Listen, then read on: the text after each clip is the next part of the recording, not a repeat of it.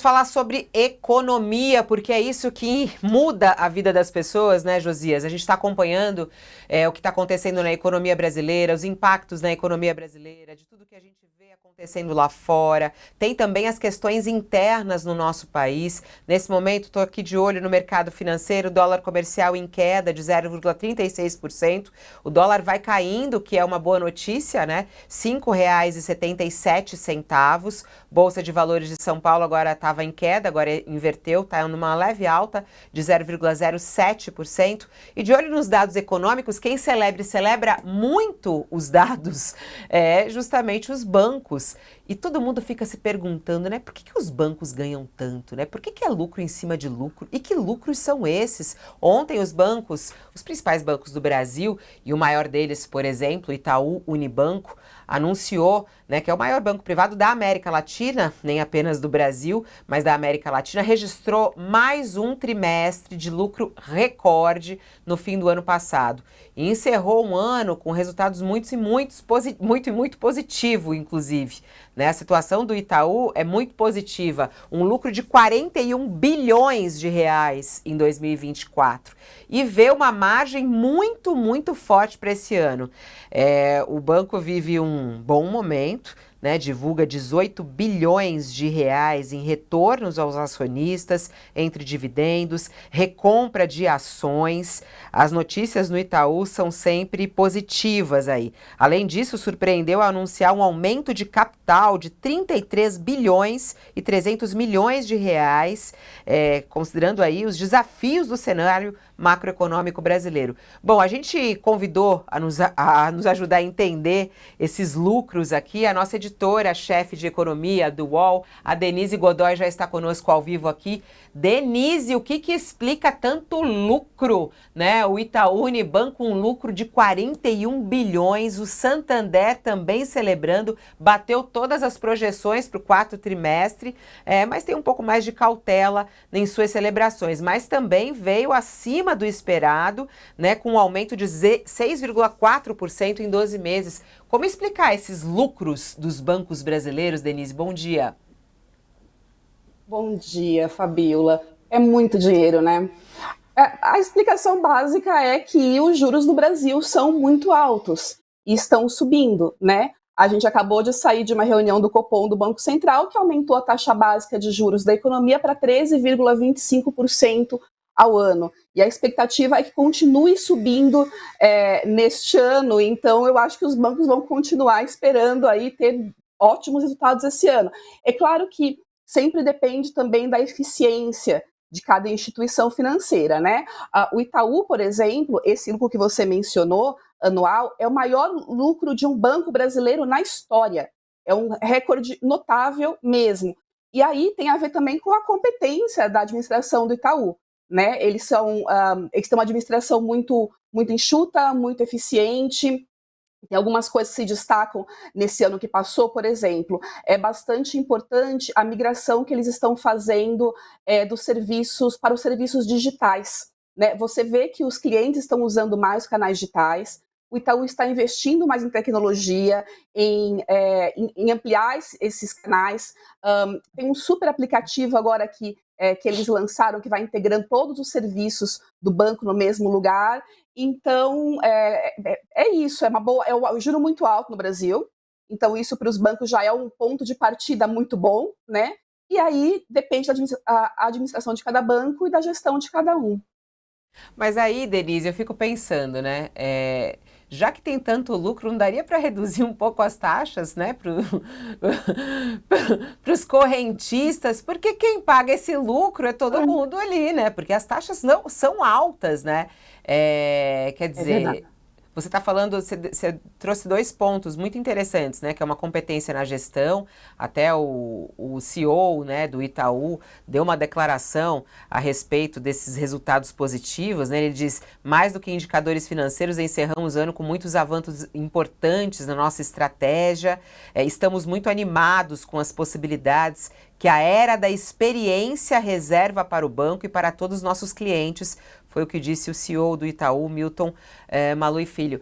Como é que fica para o correntista, hein, o Denise? Porque muitas vezes o correntista, quando ele olha essa notícia, ele fala, eu sou um trouxa mesmo, né? Eu sou um trouxa, porque é isso, ou não? Eu compartilho esse sentimento. E tem uma outra coisa interessante também, que uma parte do balanço que chamou atenção ontem foi o crescimento das despesas do banco com pessoal, etc. Então, a gente escreveu uma matéria no UOL ontem sobre isso, que o gasto total do banco com funcionários, etc., foi 7,1 bilhões de reais no ano, ou seja, muito menos aí do que um sexto, talvez, do que o lucro. Então, nessa matéria que a gente publicou ontem, tinha vários funcionários entrando e falando assim, poxa vida, mas com esse lucro dá para pagar a gente melhor também, né? Dá para cobrar menos do correntista e dá para pagar os funcionários melhor também. Mas brincadeira. Os juros, primeiro que assim, os juros básicos do país, quem estabelece é o governo, esse 13,25%. O negócio do banco é pegar esse dinheiro emprestado de alguém, muitas vezes, assim, uma grande proporção é do próprio correntista. Se você investe no banco, você investe num CDB, numa outra aplicação qualquer, então o banco vai te pagar uns juros, e aí ele pega, tá bem genericamente, ele pega esse dinheiro para emprestar para outros clientes que pegam crédito. Então, digamos assim, que ele tem que pagar um juro alto também para quem ele está emprestando, de quem ele está emprestando dinheiro. Aí você pode argumentar, e essa é uma crítica que existe no Brasil muito forte, muito contundente, sobre, mas e a diferença? Será que essa diferença, que é o spread bancário, né, que é a diferença do juro que o banco paga para de quem ele empresta o dinheiro para a ponta final, será que esse spread não é muito elevado? Essa é uma discussão permanente, Fabiola, e não tem resposta. Eu me lembro que pouco tempo atrás, a Febraban, que é a Federação Brasileira de Bancos, ela lançou um livro inteirinho para tentar explicar por que essa diferença é tão grande. Então, tem questões como a inadimplência, que é muito alta no Brasil. Então, por exemplo, para compensar quem não paga, o banco cobra mais de quem paga. E tem várias outras questões aí que o banco coloca para explicar essa diferença e por que nós, correntistas, pagamos tão caro no crédito. Mas é uma discussão permanente e eu receio que não tenha uma resposta fácil para isso. O governo tenta, né, diminuir. Existem várias tentativas. Você se lembra que um ano atrás houve aquela lei para diminuir os juros do rotativo do cartão de crédito, por exemplo, que era uma coisa, ainda na verdade, não diminuiu, mesmo com a lei, essa é uma outra história, mas não diminuiu. Então, essa é uma discussão permanente no Brasil. Você falou sobre competência de gestão, aí aqui a nossa audiência, o Gabriel Vieira, falou, é competência de empurrar esse povo brasileiro para o abismo? Não é assim também. É muito engraçado, né? Porque quando o pessoal vê lucro de banco, eles ficam bravos, né? Bom, vamos ao intervalo rapidinho para quem está conosco na TV, mas a gente segue no YouTube. Se você está interessado no assunto, segue aí no YouTube que a gente continua no YouTube. Josias, quero te ouvir. O que você acha aí desses lucros extraordinários dos bancos? Como disse a Denise, o do Itaú, então, é o maior da história de um banco. O empresário Antônio Hermílio de Moraes, Fabíola, com quem eu tive o privilégio de conviver, ele costumava dizer que guarda-chuva de banco só abre quando faz sol, né? E se você lapida um pouco esse raciocínio, você chega à percepção de que um banco é um estabelecimento que empresta guarda-chuvas em dias de sol e pede esses guarda-chuvas de volta quando começa a chover. Então, um negócio assim está fadado ao lucro, né? E começaram a ganhar o noticiário esses dados sobre o desempenho das casas bancárias brasileiras no ano passado. E esse rendimento, esses resultados oscilam entre o fabuloso e o fantástico, né? Esse lucro do Itaú, 41,4 bilhões, o maior da história, isso é extraordinário, é 16% maior do que o do ano anterior, de 2023. No Santander teve lucro também de 13,8 bilhões, aumentou 50% em relação ao resultado do ano anterior, né? E tanta exuberância merece alguma reflexão. Para funcionar adequadamente, o sistema financeiro precisa ser sólido, mas a exuberância da rede bancária brasileira deveria estimular algum debate. As taxas de juro A taxa de juros oficial no Brasil está agora em 13,25%. Nos empréstimos concedidos pelos bancos a empresas, essa taxa pode ser 3 vezes maior. Então, tem alguma disfuncionalidade nisso, né? O spread bancário, de fato, o spread é a diferença, né, entre a taxa de juros que o banco paga pelos depósitos e a taxa que cobra dos empréstimos, né? E no Brasil essa taxa é muito elevada. É muito elevada. Tem outra coisa que é o custo da inadimplência. Tem inadimplência, isso tem um custo. Mas eles fazem a provisão para as perdas. A gente está voltando. Por favor, Fabiola. O José está explicando aqui para a gente, né, o que explica esses juros tão altos, né?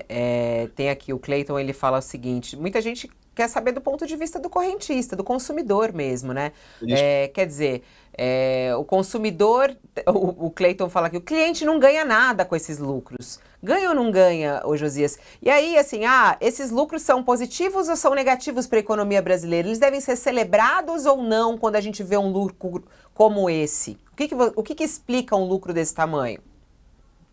Bom, banco é uma empresa, né, Fabiola? A empresa precisa dar lucro, né? E é razoável que o banco tenha que dê lucro. E isso é salutar, porque um sistema financeiro de um país, para funcionar direito, tem que ser sólido, né? Agora, a gente estava explicando que essa exuberância, o resultado do sistema bancário no Brasil, ela merece alguma reflexão, né? Porque a taxa de juros é de 13,25%, a taxa oficial de juros no Brasil está agora nesse patamar, e se uma empresa vai a uma agência bancária para pegar um empréstimo, essa taxa pode ser até 3 vezes maior do que isso, por vezes. Aí tem algo que tecnicamente é chamado de spread bancário, que é a diferença entre a taxa de juros que os bancos pagam aos seus correntistas e a taxa que eles cobram por esses empréstimos. E é muito elevada no Brasil essa diferença. Não faz nexo que seja tão elevada. Alega-se que há o custo de inadimplência. É verdade, muita gente deixa de pagar empréstimos bancários, mas eles costumam provisionar essas perdas. O que significa que eles se preparam para o calote e conseguem manter os seus lucros a despeito do calote. E tem um outro aspecto, Fabiola, que merece muita reflexão no Brasil, que é a concentração desse setor bancário. O setor bancário no Brasil, nesse mercado, são 5 bancos. 3 deles privados, Bradesco, Itaú e o Santander, e 2 estatais, Banco do Brasil e Caixa Econômica Federal. É pouquíssimo, é pouco demais, um mercado tão exuberante, não é? Agora entraram aí, tem as fintechs, as cooperativas de crédito. É preciso estimular essa concorrência, porque, de fato, é preciso que o banco, como qualquer outra empresa, dê resultado, dê lucro. Isso contribui para a solidez do sistema financeiro no Brasil, o que é absolutamente necessário. Agora, tanta exuberância, Fabíola, como disse, merece muita reflexão. E eu me lembro sempre dessa frase que me dizia o empresário lá, o Antônio Hermílio de Moraes. Ele dizia que guarda-chuva de banco só abre quando faz sol, e eu me arrisco a dizer que o banco ele é um estabelecimento que empresta guarda-chuva em dia de sol e pede de volta quando começa a chover. Então, esse é um tipo de negócio que está fadado a dar lucro, e é preciso refletir sobre a exuberância desse lucro e o que é que precisa ser feito, o que é que precisa o país fazer, porque não é razoável que a gente tenha que conviver com tamanha inadimplência, que a gente tenha que conviver com taxas de juros tão mais altas, cobradas pelos bancos, mais altas até do que a taxa que já é lunar, a taxa fixada pelo Banco Central, que agora está em 13,25%. Né? Então, não é razoável, Fabíola, não é salutar que os bancos tenham um lucro tão mais exuberante do que o lucro que as indústrias no Brasil têm, do que o comércio tem. Por que uma empresa dá lucro, e toda empresa deve dar lucro, mas nos outros setores o lucro é tão mais reduzido do que o lucro do sistema bancário? É preciso refletir sobre isso. Sobre isso, né, o Marcelo Amorim fala: O Marcelo Amorim fala aqui, ó, os bancos justificam os juros altos para compensar os clientes que não pagam, aumenta os juros por conta da inadimplência e por aí vai.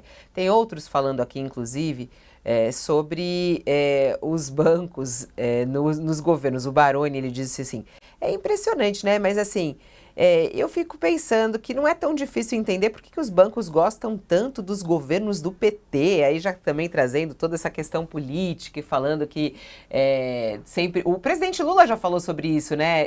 Ele falou assim, os bancos ganharam muito dinheiro nas minhas gestões e tudo mais, e parece que vão continuar ganhando. Quem está chegando por aqui é o economista Teco Medina, que sempre vem nos auxiliar aí com suas visões econômicas.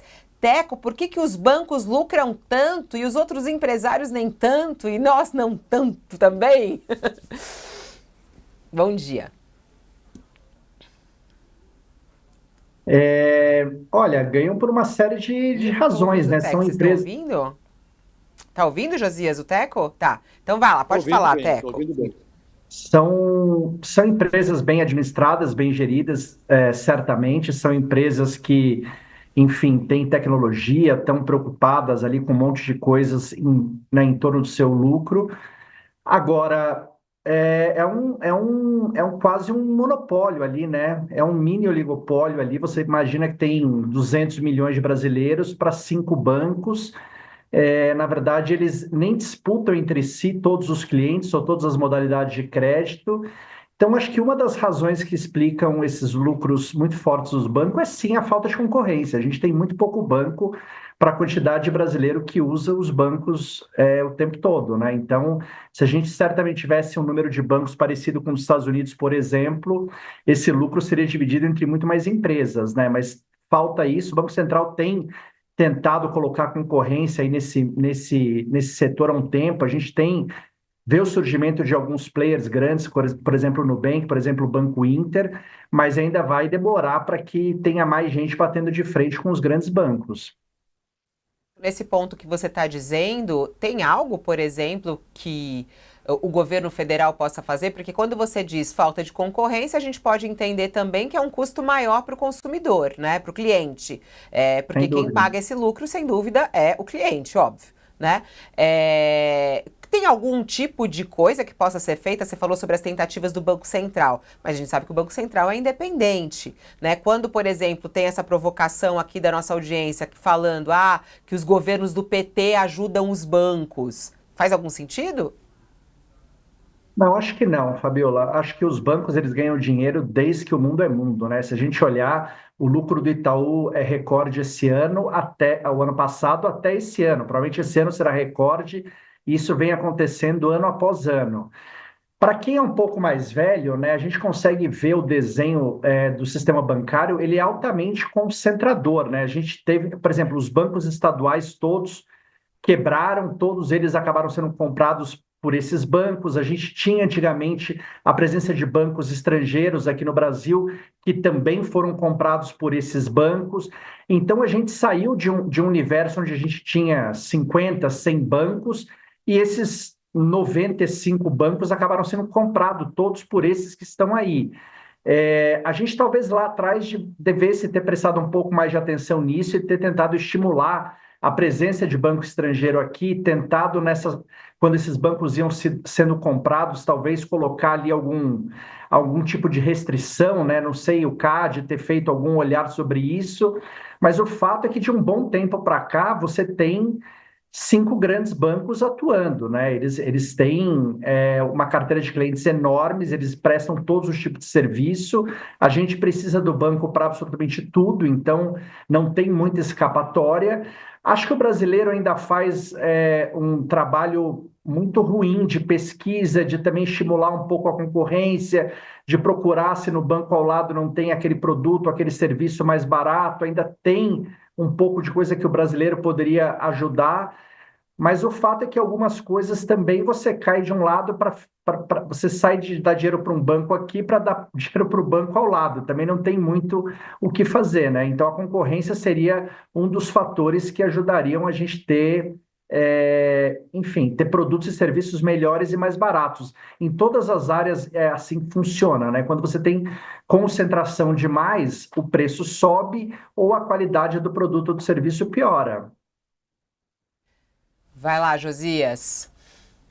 Não, eu tinha curiosidade para ouvir o Teco, porque claramente a taxa de juros no Brasil já é muito alta, né? 13,25, vai subir mais. Agora, é impressionante o custo, o valor do spread, né? Porque se uma empresa vai a uma agência bancária para pegar um empréstimo, ela paga muito mais caro do que isso, né? Paga, às vezes, até 3 vezes mais, né?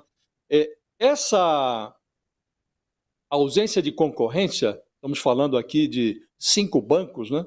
Bradesco, Itaú, Santander e 2 casas bancárias estatais, o Banco do Brasil e a Caixa Econômica. Essa concentração é a única explicação? Há algo que poderia ser feito do ponto de vista regulatório que puxasse essa taxa para baixo? Porque se você pega uma empresa no Brasil, é claro que todo mundo quer que o sistema bancário seja sólido, que, portanto, os bancos deem lucro, né? Mas se você pega uma empresa que tem lá uma taxa de lucro, lá um resultado de 5%, já é considerada exitosa, né? Você pega um banco desse com um lucro tão exuberante, não parece razoável que, em termos regulatórios, viesse alguma coisa para disciplinar isso? Ou é um erro pensar assim, Teco? Eu acho que disciplinar na canetada, Josias, normalmente, excluindo um caso ou outro, não costuma acabar bem. Acho que poderia ser um trabalho feito a mais mãos, né? Os bancos reclamam, por exemplo, que é muito difícil você receber o dinheiro do inadimplente, que as garantias são sempre muito frágeis, que precisaria ter um sistema que facilitasse você receber o dinheiro de quem te deve ou pegar o bem, por exemplo. Existe um imposto ali em cascata também que vai encarecendo o crédito. Então, tem uma série de gargalos que você poderia trabalhar. Evidentemente, se você pegar uma caneta e um papel, você não vai chegar nunca, por exemplo, na taxa de juros do cartão de crédito. Não há nem astrologia que explique por que é tão caro assim. Mas eu acho que tem coisas que poderiam ser feitas sim. Você vê há muito tempo algumas reclamações e acho que você poderia trabalhar de outra maneira. E o governo também poderia apertar o cinto em algumas coisas. Por exemplo, me parece que os bancos, eles acabam dando muito crédito ou muito cartão de crédito com limite para pessoas que, evidentemente, vão ser problemas ali na frente, né? Então, também existe uma roda que gira para um lado, às vezes, cujo resultado você sabe que é um problema ali na frente. Então, acho que deveria ter um trabalho feito ali a mais mãos para que a gente conseguisse cortar o custo, resolver problemas, porque quem empresta dinheiro quer receber. Quem pega dinheiro emprestado, na imensa maioria das vezes, quer pagar. Mas no meio do caminho tem um monte de coisas que atrapalham essas duas coisas, porque, evidentemente, quanto maiores as taxas de juros, mais difícil fica para você receber. Mas você tem que desenhar isso junto para tentar fechar um pouco esses buracos e tornar esse sistema mais eficiente. Agora, o curioso é que, mesmo com os bancos públicos atuando, né, você vê que as taxas de algumas modalidades acabam não sendo muito diferentes, né? Algumas sim, outras nem tanto. Então, você vê que tem alguma coisa ali também que passa por pouca concorrência ou por alguns problemas que precisariam ser resolvidos para todos, né?